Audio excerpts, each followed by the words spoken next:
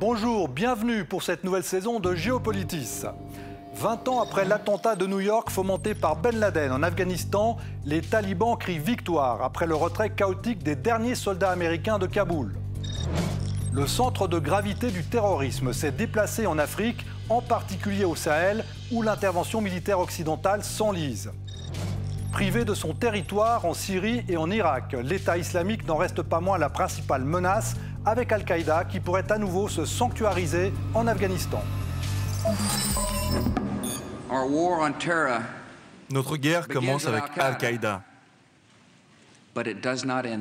Mais elle ne sera pas terminée tant que tout groupe terroriste d'importance mondiale ne sera pas arrêté et défait. C'est une guerre de 20 ans qui a mobilisé la plus puissante armée du monde, celle des États-Unis et de ses principaux alliés, et qui semble ne jamais devoir finir, après le dernier attentat qui a fait une centaine de morts à Kaboul, dont 13 soldats américains.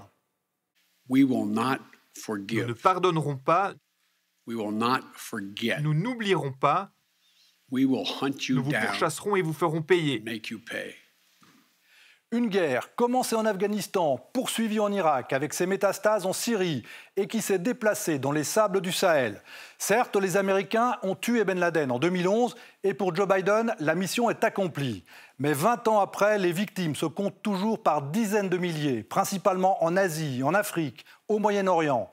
De Paris à Londres, en passant par Madrid, les démocraties ont été ébranlées par de terribles attentats. Elles ont su réagir au prix de certaines libertés érodées par les lois antiterroristes.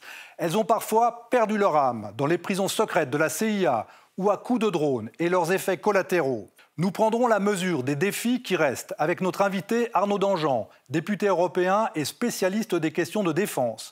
Mais tout d'abord, à quelques jours des commémorations du 11 septembre, arrêtons-nous sur ces images.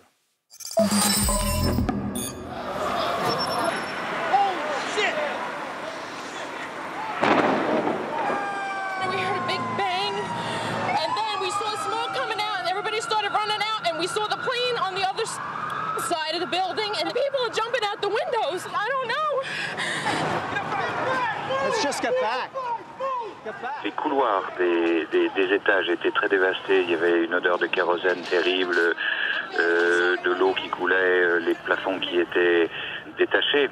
Les pompiers montaient dans l'autre sens. Il y avait à évacuer des blessés et des gens qui étaient brûlés qui descendaient des étages supérieurs.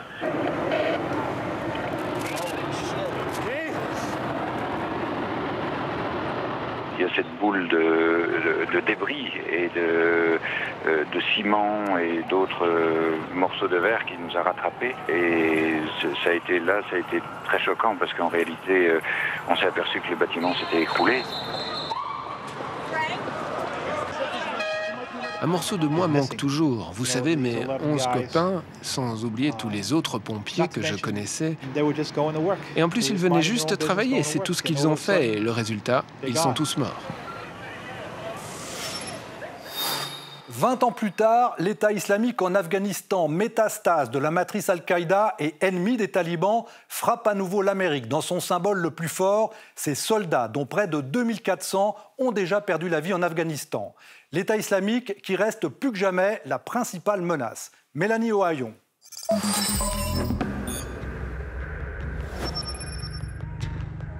Jeudi 26 août, une première explosion et puis une deuxième viennent de retentir à l'aéroport de Kaboul. Un double attentat suicide, suivi d'une fusillade, font une centaine de morts, dont 13 soldats américains. L'attaque est rapidement revendiquée par le groupe État islamique au Khorasan, la branche afghane de l'organisation que les talibans essaient d'éliminer. En 3 ans, l'État islamique a revendiqué plus de 5000 opérations militaires dans une trentaine de pays, comme la récente attaque contre un puits de pétrole en Irak, le double attentat suicide sur un marché à Bagdad qui a fait 32 morts en janvier, ou encore la fusillade au centre de Vienne, qui a fait 4 morts en novembre dernier. Et pourtant, on pensait le groupe djihadiste considérablement affaibli depuis la chute de son califat. À son apogée en 2014, il contrôlait encore un territoire plus grand que le Royaume-Uni, à cheval entre la Syrie et l'Irak. Après 5 ans d'affrontements face aux forces kurdes et la coalition internationale, l'influence de Daesh ne s'exerce plus que sur quelques portions de territoire dans le sud-est de la Syrie. Aujourd'hui, le groupe État islamique est sans territoire. Son calife autoproclamé al-Baghdadi est mort, tué par un commando américain. Mais ses combattants n'ont pas disparu. En réalité, l'élimination du dernier carré géographique des terroristes de l'EI dans le nord et l'est de la Syrie ne signifie pas la défaite totale, au regard des idées extrémistes que cette organisation a laissées dans la région et les pays voisins. Le groupe djihadiste a essaimé principalement en Afrique, au Moyen-Orient et en Asie. Ses représentants ou groupes affiliés qui ont prêté allégeance à Daesh représenteraient au total entre 30 000 et 40 000 combattants. L'organisation conserve une redoutable force de frappe en ligne, à travers des réseaux de propagande et de recrutement sur les réseaux sociaux, et disposerait toujours d'un trésor de guerre estimé à 100 millions de dollars par les Nations Unies. En Syrie, les combattants exploitent toujours les terreaux fertiles de la radicalisation, comme dans les camps d'Al-Hol ou de Roj, où vivent déjà des milliers de familles affiliées à Daesh. Bonjour Arnaud Dangean. Bonjour. Alors vous êtes l'un des meilleurs spécialistes des questions de défense au Parlement européen et vous étiez aussi sur le terrain, un homme de terrain, on s'en rappelle, pendant les guerres de Yougoslavie pour le compte de la DGSE. Alors il faut quand même dire qu'on est un peu sidéré par ce qui se passe. Symboliquement, pour le 20e anniversaire du 11 septembre, les talibans sont à nouveau au pouvoir à Kaboul, les Américains partent dans un chaos le plus total, avec même un attentat commis par Daesh qui a fait 13 soldats américains tués. C'est quand même incroyable. Oui, vous avez employé le mot, c'est sidérant. La sidération avait déjà été à l'œuvre le 11 septembre, il y a 20 ans. La sidération, aujourd'hui, elle est en Afghanistan par rapport à ce spectacle absolument navrant. Évidemment, il y a beaucoup d'émotions autour de cela, il y a beaucoup de symboles, et les symboles et l'émotion ont leur importance en politique étrangère. J'allais dire, malheureusement, il nous faut aussi à nous, responsables, même modestes, politiquement et analytiquement, il nous faut cliniquement regarder ça de plus près pour voir quelles sont les raisons, les enchaînements qui ont conduit à cette débâcle, et puis en tirer les leçons, parce qu'il y a forcément des leçons à tirer sur le plan géopolitique, sur le plan militaire. Il va falloir laisser retomber, j'allais dire, l'émotion légitime qu'on a tous ressentie après ces images terribles, pour vraiment tirer les leçons de ces 20 ans et de ces dernières semaines. Alors, on va en parler de ces leçons, mais si on reste un petit peu sur le symbole, comme vous disiez, il y a eu ces images qu'on a vues de cercueils enveloppés de drapeaux américains, français, britanniques. C'est la défaite de l'Occident qui se passe ? Alors, c'est relatif parce que la puissance de feu américaine, la puissance de feu occidentale n'a pas véritablement été entamée par la défaite afghane ou par le chaos afghan. C'est une défaite politique, essentiellement, parce que c'est un retrait militaire, mais qui a commencé depuis longtemps. Mais c'est surtout une défaite politique ou géopolitique. J'allais dire, militairement, les États-Unis restent quand même très puissants et leurs capacités ne sont pas atteintes de ce point de vue-là. En revanche, il y a des dommages qui sont beaucoup plus importants sur le plan politique, diplomatique, sur le plan aussi, j'allais dire, psychologique, qui a son importance dans les relations internationales. L'Amérique n'est plus perçue comme invincible. L'Amérique est perçue comme étant aussi un pays en repli, c'est-à-dire qui hésite maintenant à aller à l'extérieur. On voit des États-Unis aujourd'hui centrés sur eux-mêmes et qui ne veulent plus remettre en cause la vie de leurs soldats pour des causes lointaines. Mais comme leçon, à en tirer justement 1 000 milliards de dollars dépensés en 20 ans. Pourquoi ? Pour rien, finalement. C'est une guerre de 20 ans pour rien. Alors c'est toujours difficile, à chaud, de dire que c'est pour rien, parce que je pense que d'abord il y a beaucoup d'Afghans pour lesquels ça n'a pas été pour rien, même 20 ans, oui. Et même si on n'a pas pu prolonger ce temps-là, il y a quand même eu en 20 ans, en matière de scolarisation, en matière d'émancipation d'un certain nombre de populations, en matière d'infrastructure, vous avez eu quand même des progrès, on est obligé d'y faire référence, même si ça semble peser d'un peu de poids par rapport à ce que nous voyons actuellement. Donc il faut toujours, j'aime pas beaucoup l'expression pour rien, parce que d'abord au moment où vous engagez et les fonds et les soldats et la vie des soldats qui sont restés en Afghanistan, forcément il y a une cause derrière, il y a des causes et c'est un engagement sincère et qui a produit des résultats. Mais malheureusement, je pense qu'on a sans doute sous-estimé l'ampleur de la tâche, l'ampleur du fossé abyssal qu'il y avait aussi entre les cultures, les différentes cultures en Afghanistan et puis ce que l'Occident pouvait vouloir espérer instaurer. Alors parlons un peu de ces talibans finalement. Alors on voit, ils font la guerre, ils le disent à l'État islamique, à Daesh. En même temps, ils abritent toujours Al-Qaïda, qu'ils avaient abrité il y a 20 ans avec Ben Laden. C'est quand même difficile à comprendre. Je pense que vous avez plusieurs composantes dans la mouvance talibane et vous avez effectivement des liens quasiment congénitaux avec, et plus ou moins directs avec le djihadisme international. Les talibans en tant que tels ne sont pas forcément des terroristes, dans le sens, ce n'est pas un groupe terroriste, c'est un groupe insurrectionnel qui est quasiment devenu une armée régulière au fil du temps et qui veut prendre le pouvoir dans son pays. Et la plupart sont afghans. Mais évidemment, ils ont parfois recours à des méthodes terroristes, parce que le terrorisme n'est pas en soi une idéologie ou quelque chose, c'est une méthode au service d'une idéologie et d'un combat. Ils ont employé cette méthode terroriste parfois, même si leur activité principale, c'est quand même une activité nationale en Afghanistan et par des moyens de guérilla ou d'insurrection. Mais il y a des liens, effectivement, anciens et consubstantiels avec la mouvance djihadiste internationale. Et c'est là l'enjeu des prochains mois, à vrai dire. Alors, il y a un risque, par exemple, qu'ils abritent à nouveau un mouvement comme Al-Qaïda qui puisse commettre des attentats à l'étranger, voire l'émergence d'un nouveau Ben Laden ? Bien sûr, le risque est réel. Il est d'autant plus réel que, encore une fois, un certain nombre d'individus ont déjà ce passé. On a vu déjà réapparaître dans les rues de Kaboul des gens qui ont été des lieutenants de Ben Laden à l'époque.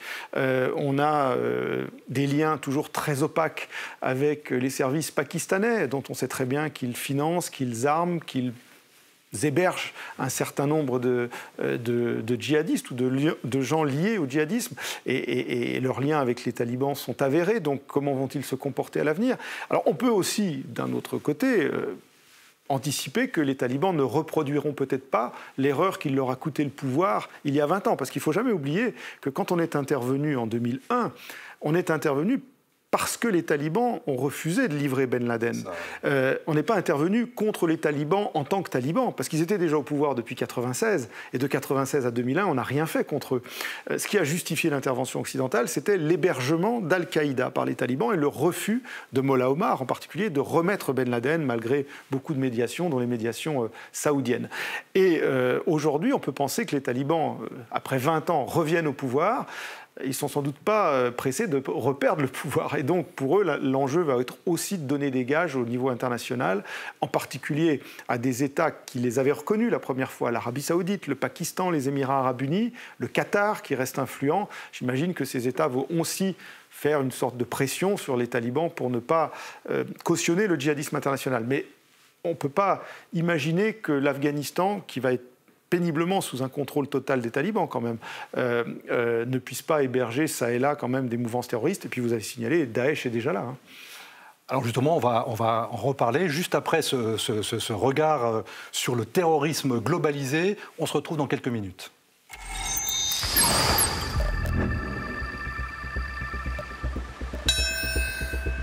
Depuis le 11 septembre 2001, on compte une moyenne de 2 attentats majeurs par année. Bali et Moscou en 2002, Madrid et Beslan en 2004, métro de Londres et de Mumbai en 2005, Paris en 2015, Charlie Hebdo et le Bataclan, Bruxelles et Nice en 2016, Colombo en 2019. Une liste forcément incomplète. Une guerre de 20 ans contre le terrorisme, 1 million de morts, dont 150 000 victimes directes des 15 000 attentats, 1% seulement commis dans les pays occidentaux. En 20 ans, le nombre de terroristes djihadistes a été multiplié par 3, entre 100 000 et 200 000, une estimation toutefois sujette à caution. Seule note positive, le nombre de morts diminue après le pic de 2014-2015, malgré un rebond en 2018.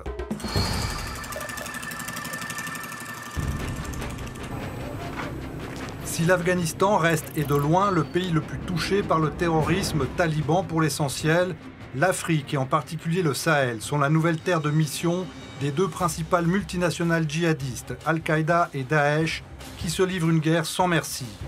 Un terreau fertile, alimenté par la malgouvernance, la pauvreté et une violence sous-jacente entre communautés. Et la présence de troupes étrangères comme les Français au Mali et au Niger qui vont entamer leur retrait. Nous sommes là-bas parce que nous avons destin lié avec le Sahel. Si le Sahel tombe aux mains du terrorisme, progressivement l'Afrique tombera aux mains du terrorisme islamiste et l'Europe vivra les conséquences de ce drame, aussi très clairement. Le Burkina Faso est le pays qui a connu la plus grande progression de violence, près de 600%. Avant l'été, le pire attentat de son histoire a tué au moins 160 personnes à Solane, dans le nord du pays, la zone dite des trois frontières, où le djihadisme se diffuse depuis le Mali et le Niger. Nous ne pouvons pas éviter ce genre de situation. Parce que le Burkina Faso, ça fait 274 000 km². Il y a 9 000 villages au Burkina Faso. Nous ne pouvons pas mettre un élément de sécurité derrière chaque Burkinabé. Deuxième pays le plus touché par le terrorisme après l'Afghanistan, le Nigeria. Au moins 30 000 morts depuis l'avènement de Boko Haram en 2009. Son leader, le sanguinaire Abubakar Shekau, s'était fait connaître par l'enlèvement de plus de 400 fillettes en 2014 pour les réduire en esclavage. Il s'est suicidé en mai dernier lors de la reprise en main de son organisation par Daesh.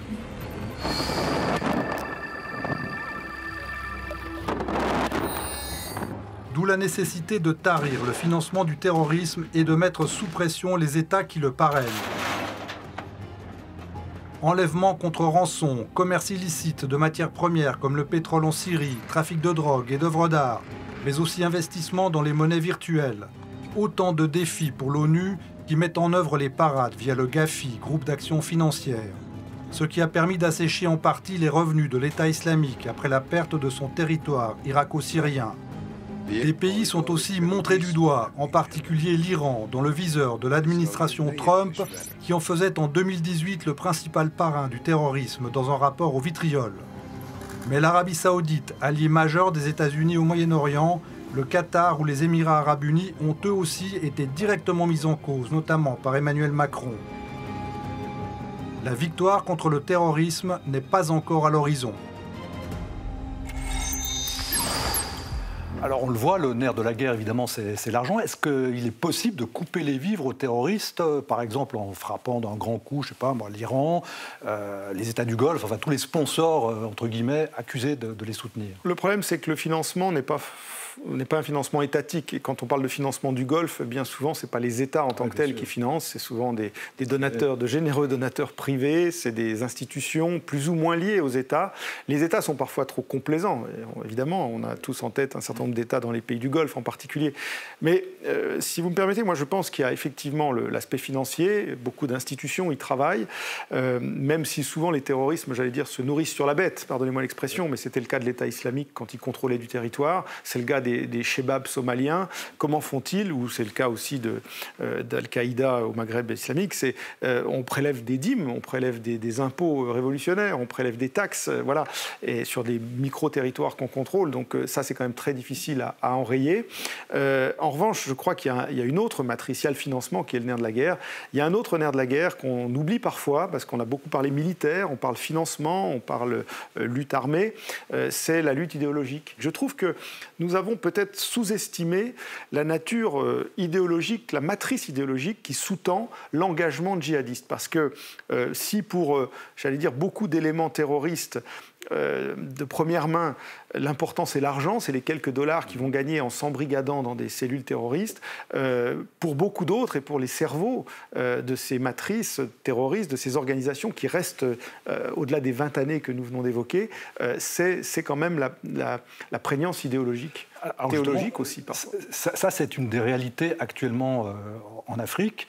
Le Sahel, oui. C'est là que, évidemment, tout se passe en ce moment. Je pense que l'Afrique est une terre de mission importante pour le djihad. Je pense que nous devons y prêter beaucoup d'attention. Alors, on a les théâtres, les foyers traditionnels maintenant, malheureusement, j'allais dire, que sont la Corne de l'Afrique, avec la Somalie. Les shebabs somaliens sont une région redoutable de résilience, un peu à l'instar des talibans afghans, mais avec un côté aussi internationaliste et régionaliste pour certains d'entre eux, et puis une aile peut-être plus nationaliste. Vous avez le Sahel, évidemment, où les Français sont très très engagés. Et puis vous avez le Mozambique récemment, où vous avez aussi une explosion de violences liées en partie au djihadisme. Et puis on voit bien se développer dans une Afrique peut-être plus traditionnelle et moins jusqu'à présent perméable à ces influences, on voit quand même se développer un islam radical qui sème les germes de futurs problèmes quand même. Alors vous le disiez, les djihadistes dans ces pays-là profitent évidemment de la faillite des États, des luttes ethniques. Est-ce que finalement on n'est pas obligé d'intervenir, de faire du state building, voire cette accusation de néocolonialisme ? Quelles sont les limites de l'action militaire ? Je crois que nos militaires en particulier sont très lucides sur les limites de leurs actions. L'action militaire est parfois indispensable, mais elle ne peut pas tout résoudre, bien au contraire. À quel moment ça bascule sur l'action civile ? Le problème de l'action civile, si on met à part le développement en tant que tel, mais l'action civile et l'action politique, pour faire le complément du militaire, là vous tombez dans le risque de néocolonialisme, parce que vous faites de l'ingérence dans la gouvernance de ces États. Et ça, c'est très mal accepté par les populations locales. Et pourtant, si vous n'avez pas aussi un fort impact sur la gouvernance, tous les efforts que vous avez faits sur le plan militaire sont réduits à néant.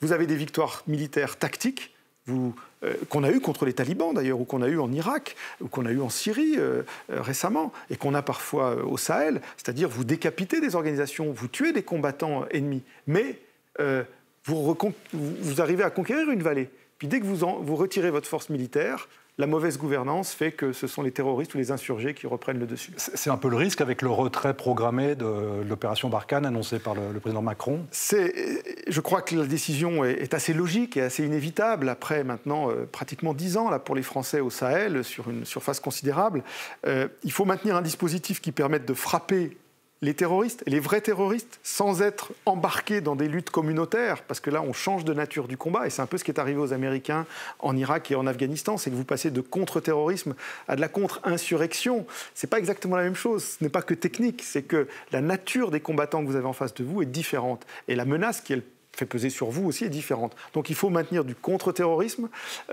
tout en dosant cela de façon proportionnelle pour ne pas affecter les populations civiles et surtout pour avoir un relais dans la gouvernance locale qui vous permette de vous désengager militairement. C'est un dilemme dont on n'est pas prêt de voir la fin, je crois.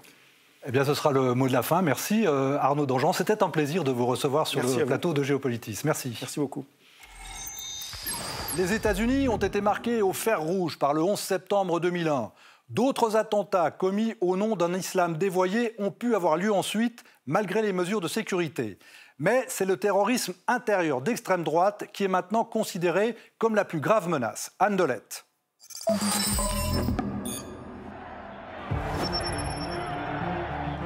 Le 6 janvier 2021, l'Amérique et le monde découvrent avec stupeur l'invasion du Capitole, temple de la démocratie américaine.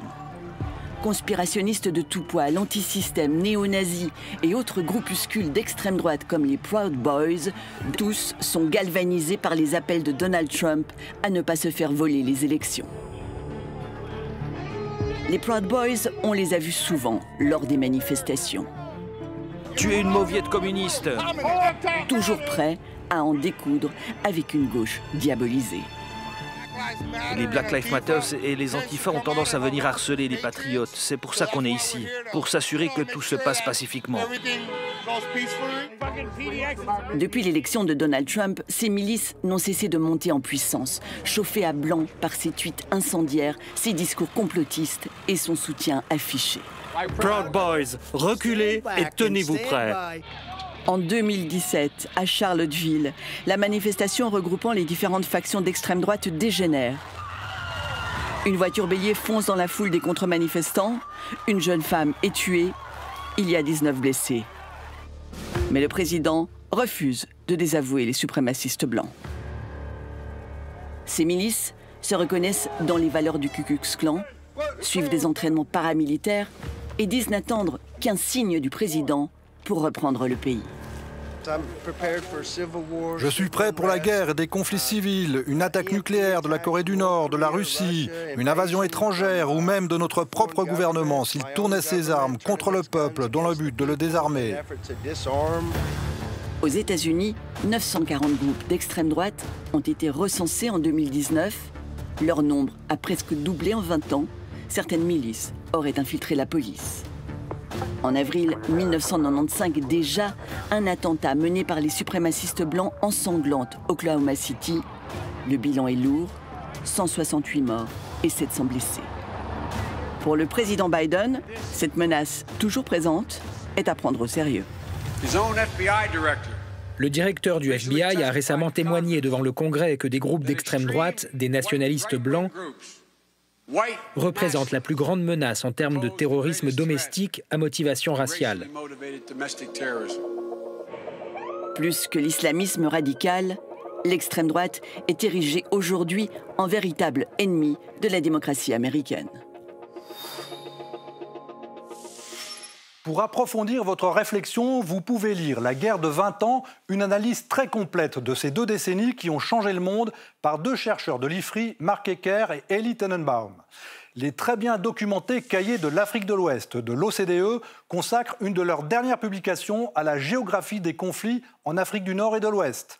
Et enfin, cette plongée sidérante en pays taliban, filmée quelques semaines avant leur retour au pouvoir, un reportage visible sur le site d'Arte.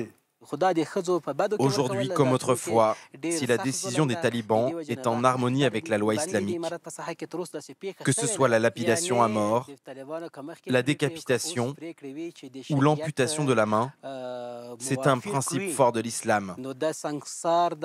Avec l'équipe de Géopolitis, plus motivée que jamais pour vous aider à décrypter les grands enjeux internationaux, je vous donne rendez-vous la semaine prochaine pour une émission consacrée à Angela Merkel, qui va quitter la scène politique dont elle fut une figure majeure pendant 16 ans. Merci de votre fidélité et portez-vous bien.